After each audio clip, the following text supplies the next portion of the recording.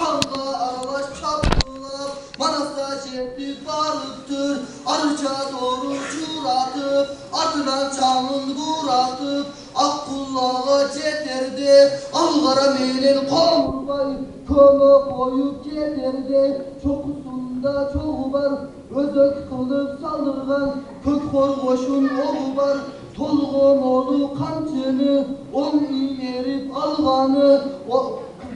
On imerip alganı Atımda kapır menberde Borayla nâle salganı Allah kaydan çam çıktı Cap carıldı kan çıktı Esten tanıp en girip Erdem sigen koptoru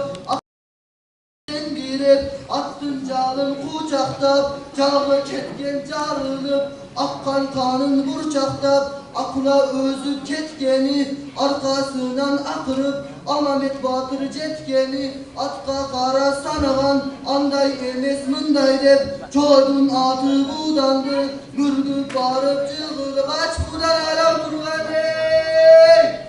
Ey vuramasın imerip Kurkuralıyla ciberip Ulandım ozun bur dele Türsün sağlık dur dele Sağmak bürse kaydoru Hili canı kayranlar Altın şattın sonunda Başın cerge sağlıktır Başaca çurka balıktır İngi işte balganda İldi kolu cayla Hırgı tarda gelgende Çal kuyruğu cayla Üstünde gül balası Bir kaşına cölönüp Gelecek aklay torunayla Ne kaşık kılacağız